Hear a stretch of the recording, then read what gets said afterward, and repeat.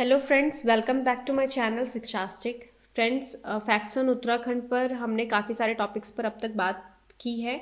तो आज का जो हमारा टॉपिक है वो है वन नीतियाँ, वन शिक्षा और वन संबंधी आंदोलन। ठीक है, तो इन तीनों ही टॉपिक पर हम बात करेंगे एक एक करके।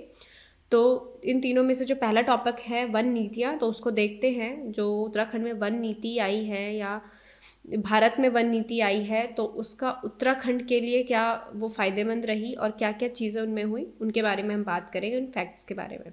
ठीक है, तो भारत का सबसे पहला जो कानून है वनों से संबंधित, तो वो आया था 1865 में, 1865 में। तो ये कैसा कानून है? भारत का पहला कानून, ठीक है, जो वनों से संबंधित है। तो भारतीय वन अधिनियम, ये अधिनियम पास किया गया। फिर इस अधिनियम के बाद काफ़ी जो वनों में कटाई है, वनों की अंधाधुंध कटाई हो रही थी, उसमें काफ़ी कमी भी आई है। इसके बाद 1884 में वनों के वैज्ञानिक प्रबंधन के लिए कार्य योजना भी वन विभाग द्वारा लागू किया गया। ठीक है, स्वतंत्रता के बाद 1948 में एक परिषद की स्थापना की गई, केंद्रीय वानिकी परिषद।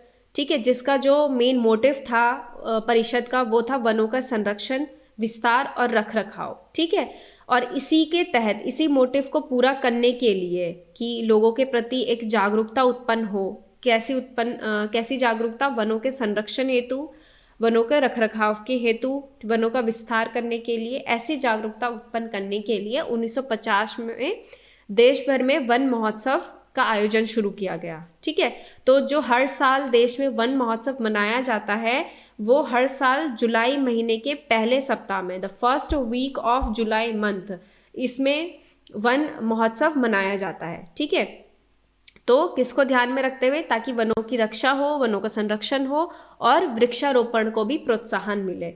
तो इसी के तहत, इसी को ध्यान में रखते हुए, और जो एक परिषद है केंद्रीय वानिकी परिषद, इसका जो मेन मोटिव था, इसकी स्थापना जिस मोटिव से की गई थी, उसको ध्यान में रखते हुए वन महोत्सव मनाया जाता है।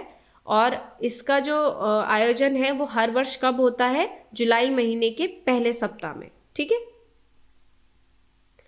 फिर है वनों के संरक्षण, विकास और प्रशासन को नए सिरे से चलाने के लिए 1952 में नई राष्ट्रीय वन नीति भी बनाई गई।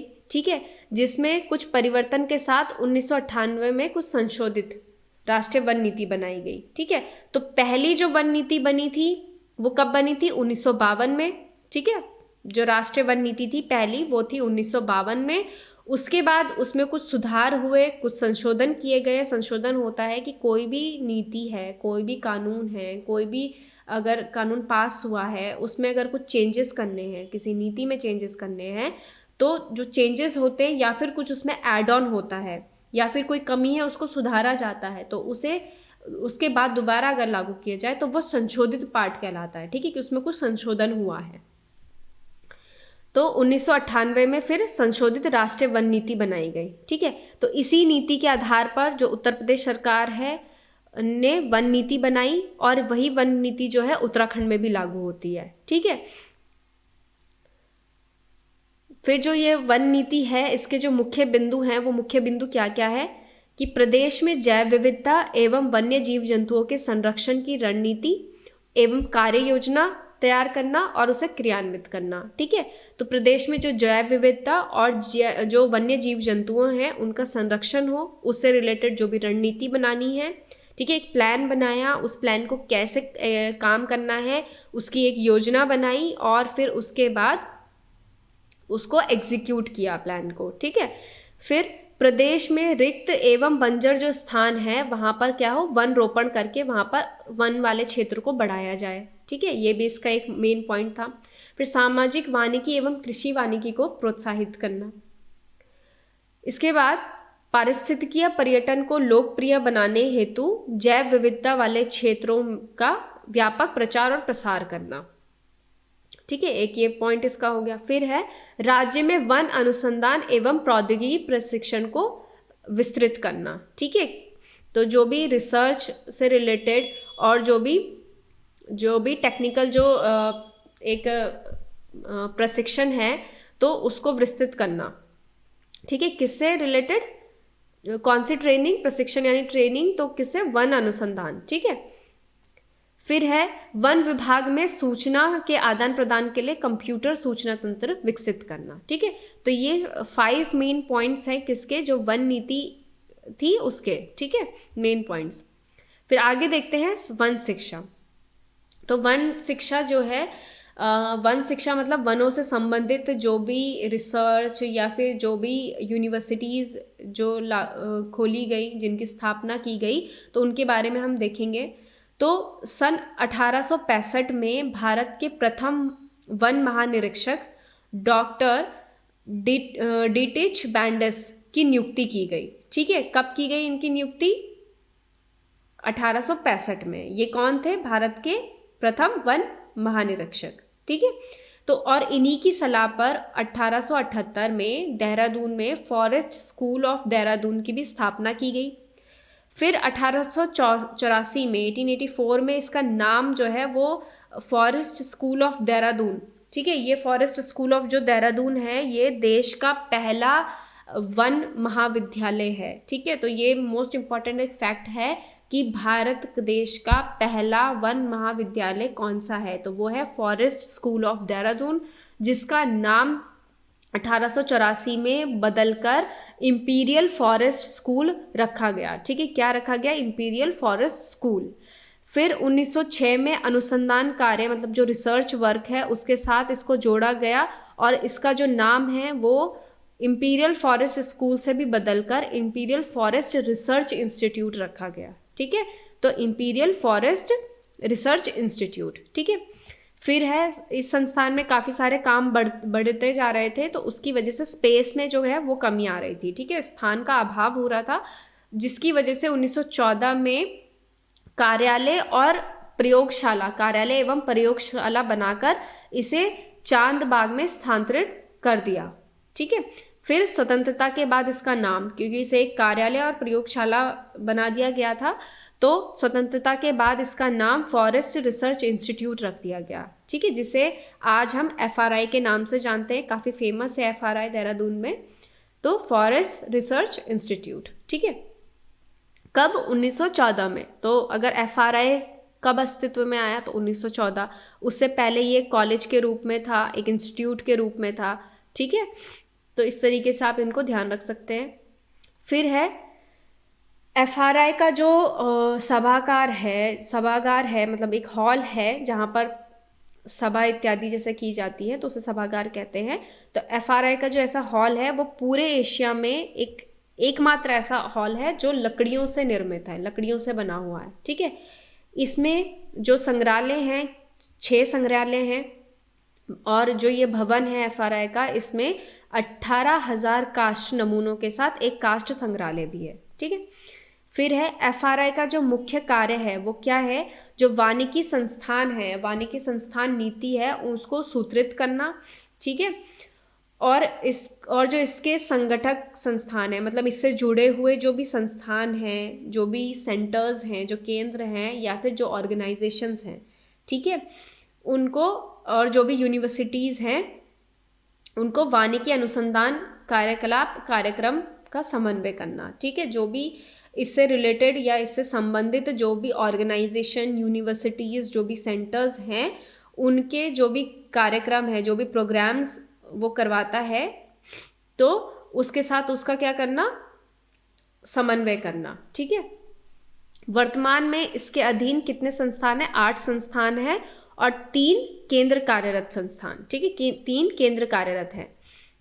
फिर है मानव संसाधन विकास मंत्रालय द्वारा 1991 में वन अनुसंधान संस्थान को सम विश्वविद्यालय का दर्जा प्रदान किया गया, ठीक है। तो इसको सम विश्वविद्यालय का दर्जा कब प्रदान किया गया, 1991 में, ठीक है, यानी डीम्ड यूनिवर्सिटी।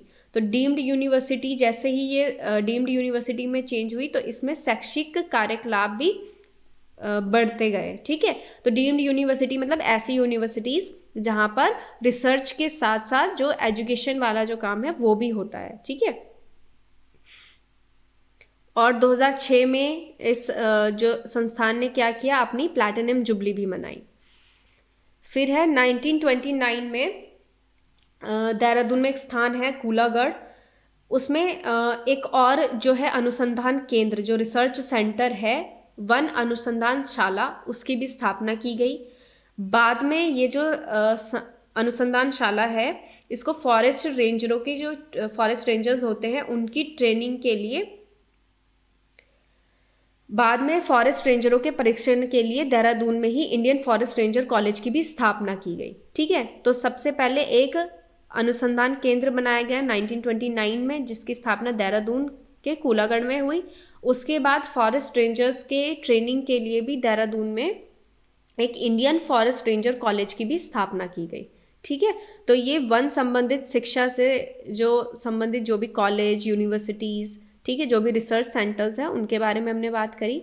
आगे चलते हैं, वन संबंधी आंदोलन के बारे में हम देखेंगे कि वनों के रखरखाव, वनों के संरक्षण के लिए या पर्यावरण को संतुलित करने के लिए जो भी आंदोलन चले, तो वो कौन कौन से आंदोलन थे राज्य में, उत्तराखंड राज्य में। तो पहला देखते हैं, पहला है रंबाई आंदोलन। ठीक है, ये स्वतंत्रता से पहले की ये आंदोलन है, ये वाला जो रंबाई आंदोलन है। तो इसमें टिहरी राज्य में जो राजा थे नरेंद्र शाह, उनके समय में एक कानून लाया गया था जिसमें ये व्यवस्था की गई कि जो किसानों की जो भूमि है, ठीक है, किसानों की जो भूमि है उसको भी वन भूमि में शामिल किया जाएगा। ठीक है, ये किया जा सकता है। फिर तो ये जो व्यवस्था है, ये बात सुनकर जो है वो किसान काफ़ी नाराज़ हो गए और उन्होंने राजा के खिलाफ जो मतलब जो भी रियासत है, रियासत के खिलाफ एक विद्रोह शुरू किया और एक आज़ाद पंचायत की घोषणा की। ठीक है, इस आंदोलन के दौरान जो 30 मई 1930 को जो रियासत के जो दीवान थे चक्रधर जुयाल, उन्होंने सेना से आंदोलनकारियों पर गोली भी चलवाई, जिसमें सैकड़ों किसान भी शहीद हो गए थे। और आज भी 30 मई को शहीद दिवस के रूप में इस स्थान पर मनाया जाता है। ठीक है, तो जो 30 मई है वो शहीद दिवस के रूप में यहाँ पर मनाया जाता है। और जो रंबाई आंदोलन है उसको तिलाड़ी आंदोलन के नाम से भी जाना जाता है। फिर है दूसरा, the most famous movement of Uttarakhand, वो है चिपको आंदोलन। तो 70 के दशक में जो है ये आंदोलन शुरू किया गया था। ठीक है, तो ये जो आंदोलन है इसकी शुरुआत जो है 1972 में 72 से शुरू हुई। 1974 में चमोली जिले के गोपेश्वर नामक स्थान पर एक 23 वर्षीय एक विधवा महिला थी जिनका नाम है गौरा देवी, सभी उनका नाम जानते हैं। तो गौरा देवी ने इस आंदोलन की शुरुआत करी, इनके साथ काफ़ी जो स्थानीय महिलाएं हैं वो भी जुड़ी। ठीक है, इस आंदोलन के तहत वृक्षों की सुरक्षा के लिए ग्रामीण वासियों द्वारा वृक्षों को पकड़कर चिपक जाया जाता था। ठीक है, तो वृक्षों को चिपक जाते थे ताकि उनकी कटाई को रोका जा सके, इसीलिए इसका नाम जो है वो चिपको आंदोलन भी पड़ा। ठीक है, तो जो चिपको आंदोलनकारी जो महिलाएं हैं 1977 में उन्होंने एक नारा दिया था जो काफ़ी प्रसिद्ध हुआ। तो वो नारा क्या था? क्या है इस जंगल के उपकार, मिट्टी पानी और बयार, जिंदा रहने के आधार। ठीक है, तो जो आंदोलन का जो नारा था वो क्या था? क्या है इस जंगल के उपकार, मिट्टी पानी और बयार, जिंदा रहने के आधार। तो 1977 में ये नारा दिया गया था। फिर चिपको आंदोलन को जो उसके शिखर पर पहुंचाने वाले जो लोग हैं जिन्होंने उनमें उसको अपने शिखर पर पहुंचाया और एक पर्यावरण आंदोलन के रूप में इसको बाद में बनाया, तो वो थे एक पर्यावरणविद सुंदरलाल बहुगुणा जी और चंडी प्रसाद भट्ट जी। ठीक है, तो इनकी बहुत महत्वपूर्ण भूमिका है चिपको आंदोलन में। बाद में जो ये आंदोलन है इसका कार्यक्षेत्र काफ़ी बड़ा और इसको पर्यावरण, इसका जो रूप है, इसका रूप से पर्यावरण की रक्षा हो, इस तरीके से पर्यावरण रक्षा हेतु इसको आगे बढ़ाया गया। ठीक है, तो इसी को ध्यान में रखते हुए और इसी आंदोलन को आगे बढ़ाते हुए बहुगुणा जी ने एक नारा दिया, हिमालय बचाओ देश बचाओ। ठीक है, ये नारा उनके द्वारा दिया गया। फिर इस आंदोलन के जो चमोली के रहने वाले हैं चंडी प्रसाद भट्ट जी, उनको 1982 में रैमन मैग्सेस पुरस्कार भी मिला। ठीक है, कब मिला? 1982 में। आगे चलते हैं। आगे है 1977 का वन आंदोलन। ठीक है, तो ये जो आंदोलन है ये वनों की जो नीलामी है उसके विरोध में ये आंदोलन शुरू किया गया था। ठीक है, राज्य स्तरीय ये जो आंदोलन है, तो इसकी नीलामी थी अक्टूबर में, और ये आंदोलन जब शुरू हुआ तो आंदोलन में इसकी नीलामी, जो वनों की नीलामी है उसको स्थगित नहीं किया गया, बल्कि उसकी डेट आगे बढ़ा दी गई थी। ठीक है, और इसी कारण से जो ये आंदोलन है काफ़ी उफान पर आया था, क्योंकि जो आंदोलनकारी हैं उनकी बातें नहीं सुनी जा रही थी, तो काफ़ी मतलब हड़ताल उस दिन की गई, तोड़फोड़ भी काफ़ी की गई थी आंदोलनकारियों द्वारा, और जो नैनीताल का एक हॉल है शैले हॉल, उसको भी जला दिया गया था। ठीक है, तो पहली बार उत्तराखंड बंद हुआ था इसी आंदोलन के चलते। 1977 में ये शुरू हुआ था और 1978 में पहली बार उत्तराखंड बंद भी हुआ था। ठीक है, तो उत्तराखंड किस आंदोलन के तहत बंद हुआ था पहली बार, तो वो 1977 का वन आंदोलन। ठीक है, जो किसके विरोध में था, वनों की नीलामी के विरोध में। फिर है कि ये जो वनों का कटान है इसको रोकने का जो कार्य था, तो वो जनता ने किसके द्वारा किया, ढोल नगाड़े बजाकर इसका पूरे रूप से जोर शोर से इसका विरोध किया था। फिर आगे आंदोलन है डुंगी पैंतोली आंदोलन। ठीक है, तो जो डुंगी पैंतोली आंदोलन है ये चमोली जनपद के डुंगी पैंतोली में शुरू हुआ। ये जो आंदोलन है, ये जो बांज के जंगल काटे जाते हैं, बांज बुरांस इस तरीके के ये जो पेड़ हैं, ये काफ़ी माने जाते हैं कि इनकी जड़ से पानी निकलता है, तो जल स्रोत के लिए ये माने जाते हैं। तो बांज का जो जंगल है उसको काटे जाने के विरोध में ये आंदोलन किया गया था। ठीक है, ये जो बांज के जो जंगल है ये सरकार ने उद्यान विभाग को हस्तांतरित कर दिया था, जिससे जो वहाँ के लोग थे वो काफ़ी नाराज़ थे और उन्होंने ये आंदोलन शुरू किया। ठीक है, बाद में महिलाओं ने इस आंदोलन का जब विरोध किया तो सरकार ने फिर अपना फैसला भी वापस लिया, और जो वो हस्तांतरित कर दिया गया था उसको भी वापस लिया गया। फिर है पानी रखो आंदोलन। पानी रखो आंदोलन ये 80 के दशक के मध्य उफरैंखाल गांव है पौड़ी जिला, पौड़ी गढ़वाल में, पौड़ी जो जिला है वहाँ पर शुरू किया गया, वहाँ के युवाओं के द्वारा पानी की कमी को दूर करने के लिए। ठीक है, तो वहाँ पर जो है काफ़ी जो सीढ़ीनुमा खेत हैं वो काफ़ी जो है पानी की कमी की वजह से सूखे हो गए थे, तो वो वापस पानी की कमी को दूर किया गया, सफल हुआ ये आंदोलन, और जो बंजर हो गए थे सीढ़ीदार खेत उनमें वापस से हरियाली लाई गई। ठीक है, इस आंदोलन के जो सूत्रधार उफरैंखाल के शिक्षक है सच्चिदानंद भारती, उन्होंने दूधातोली लोक विकास संस्थान का भी गठन किया, और उसका गठन कर इस क्षेत्र में जन जागरण और सरकारी अधिकारियों पर दबाव बनाकर वनों की अंधाधुंध कटाई भी रुकवाई। ठीक है, तो इसमें जो एक शिक्षक थे सच्चिदानंद भारती जी, उनका काफ़ी बड़ा हाथ है, जिन्होंने किसकी सेवा करी, किसका स्थापना करी, दूधातोली लोक विकास संस्थान की। ठीक है,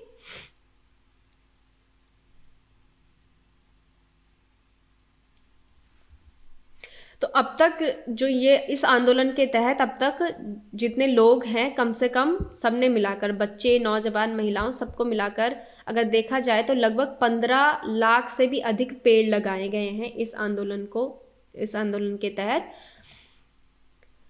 तो इस आंदोलन के तहत गठित महिला मंगल दल अपने गांवों के चहुमुखी विकास हेतु अनेक कार्य कर रहे हैं। तो महिला मंगल दल काफ़ी सारे उत्तराखंड के काफ़ी सारे गांवों में आपको देखने को मिलेगा, महिला मंगल दल।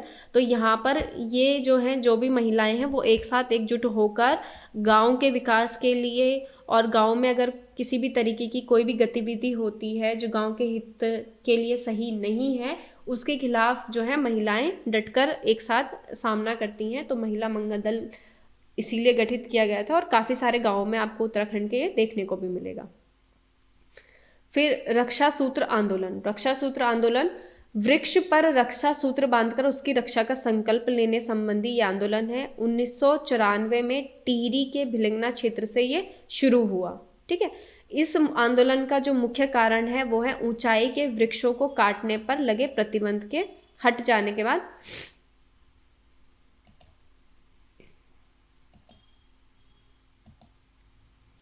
ठीक है, तो जो ये जो आंदोलन है, इस आंदोलन का मुख्य कारण क्या था? ऊंचाई के जो वृक्ष हैं उनको काटने पर लगे प्रतिबंध के हट जाने के बाद। तो उत्तर प्रदेश वन विभाग द्वारा क्या होता था, 2500 वृक्षों में चिन्ह लगाया गया था ताकि उनको काटने की अनुमति मतलब उनको दी गई थी कि इतने वृक्षों पर चिन्ह लगा दिया गया, फिर यहाँ से उनको काटा जा सकता है। ठीक है, तो ये जो गांव है यहाँ पर ढाल गांव, खवाड़ा, भेटी, बिगुन, तिनगढ़, ये सारे गांव की काफ़ी सारी महिलाओं ने आंदोलन छेड़ दिया और जो चिन्ह वाले वृक्ष थे उन पर क्या कर दिया, एक रक्षा सूत्र बांधा जाने लगा। ठीक है, इसके परिणाम स्वरूप क्या हुआ कि वृक्षों का जो कटान है वो रुक गया, क्योंकि उसमें क्या था, एक रक्षा सूत्र जो है वहाँ की महिलाओं ने बांधना शुरू किया।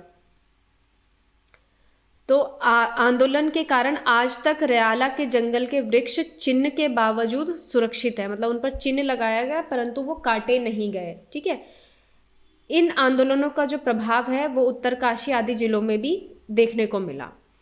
इस आंदोलन का जो नारा था वो था, ऊंचाई पर पेड़ रहेंगे, नदी ग्लेशियर टिके रहेंगे, पेड़ कटेंगे, पहाड़ टूटेंगे, बिना मौत के लोग मरेंगे, जंगल बचेगा, देश बचेगा, गांव गांव खुशहाल रहेगा। ठीक है, तो ये इस आंदोलन का एक नारा था।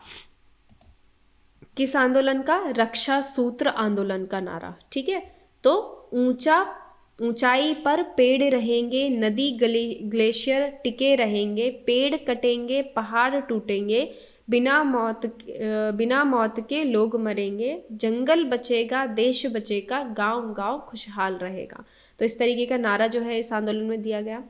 फिर अगला आंदोलन है झपटो छीनो आंदोलन। ठीक है, रैणी, लाता, तोमला आदि ये जो गांव है यहाँ की जनता ने वनों पर परंपरागत हक बहाल करने तथा नंदा देवी राष्ट्रीय पार्क का प्रबंध ग्रामीण को सौंपने की मांग को लेकर इसकी शुरुआत की थी। 21 जून 1998 को लाता गांव में धरना भी प्रारंभ किया गया और 15 जुलाई को समीपवर्ती गांव के लोगों ने अपना पालतू जानवरों के साथ जो नंदा देवी राष्ट्रीय पार्क है वहाँ पर वे लोग चले गए। ठीक है, वहाँ पे घुस गए और फिर इस आंदोलन को झपटो छीनो आंदोलन का नाम दिया गया। ठीक है, तो इसका जो मेन आंदोलन का जो मेन बात थी वो इस तरीके ये थी कि जो नंदा देवी राष्ट्रीय पार्क है तो उसका जो प्रबंधन है वो किसको सौंपा जाए, प्रबंधन का कार्य जो ग्रामीण है, ग्रामीण लोगों को सौंपा जाए। और इसी आंदोलन को आगे बढ़ाते हुए वहाँ के जो ग्रामीण लोग हैं वो अपने पालतू जानवरों को लेकर नंदा देवी राष्ट्रीय पार्क में चले गए। फिर है मैती आंदोलन। जो मैती है, मैती शब्द गढ़वाल में मायके को कहा जाता है और ये जो आंदोलन है इसकी जो शुरुआत है वो कल्याण सिंह रावत जी ने करी थी। उनके मन में एक मतलब एक विचार इस तरीके का आया था, तो उनका देखना था ना, उनके देखने से ये था कि वो उन्होंने यह देखा कि जो छात्राएं हैं, जो महिलाएं हैं, वो अच्छे तरीके से जो है वनों की देखभाल कर सकती हैं। ठीक है, उन्होंने ये देखा अपने उसमें कि इनको जो इंटर कॉलेज की जो छात्राएं थी उनको शैक्षणिक भ्रमण कार्यक्रम के दौरान बेदनी बुग्याल में वनों की देखभाल के लिए तल्लीनता से जुटे देखकर श्री रावत ने महसूस किया कि पर्यावरण संरक्षण में युवतियां ज़्यादा बेहतर ढंग से कार्य कर सकती हैं। ठीक है, उन्होंने ये चीज़ वहाँ पर उन्होंने एक नोटिस करी थी। इसके बाद जो है ये आंदोलन शुरू किया और इसके बाद ही मैती आंदोलन, उसका संगठन और तमाम जो भी इस आंदोलन से संबंधित जो भी बातें हैं वो सामने आई। ठीक है, इस आंदोलन के तहत आज भी जो जब किसी का विवाह होता है तो जो वर वधू है वो पौधा रोपते हैं। ठीक है, और इसके बाद जो मायके पक्ष के लोग हैं, मायके पक्ष के लोगों के स्तर पर उनकी देखभाल की जाती है। ठीक है, इसकी परंपरा वहाँ पर शुरू की गई, तो इसीलिए इसका नाम मैती आंदोलन रखा गया। तो जब लड़की की शादी होती है तो जो लड़की है तो वो क्या करती है, वहाँ पर अपने जो वधू है, वधू वर के साथ मिलकर वहाँ पर वृक्षारोपण करते हैं और उसके बाद जो उसका मायके हैं, मायके वाले जो पक्ष के जो लोग हैं वो उस वृक्ष की देखभाल करते हैं। ठीक है, विवाह के निमंत्रण पर बकायदा जो मैती कार्यक्रम है वो छपता है और लोग भी इसमें काफ़ी दिलचस्पी लेते हैं। तो ये काफ़ी अच्छा आंदोलन है जो एक परंपरा के रूप में आगे बढ़ रहा है। इस संगठन में यूं तो केवल अविवाहित युवतियां ही क्या होती है शामिल होती हैं, लेकिन भावनात्मक तौर पर हर एक ग्रामीण को इसे दिली सहयोग हासिल भी होता है। ठीक है, मतलब यहाँ पर अविवाहित जो युवतियां हैं वही शामिल होती हैं, लेकिन इस पर जो सारे लोग हैं, ग्रामीण लोग हैं, वो काफ़ी दिलचस्पी लेते हैं।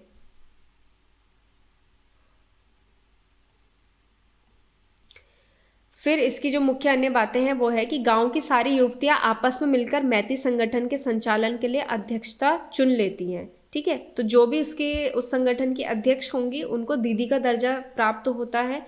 इसके बाद उसके निर्देश पर जो भी युवती है वो अपने अपने घरों में बीज या पौधा रोपती हैं। ठीक है, बरसात के दिनों में इन पौधों को पंचायती या अन्य किसी भूमि पर सामूहिक तौर पर लगाया जाता है। तो ये था मैती आंदोलन। मैती आंदोलन के बारे में हमने बात करी। तो आज की क्लास में वनों से संबंधित बात करी। वन की जो स्थिति है उसके बारे में हम बात कर चुके हैं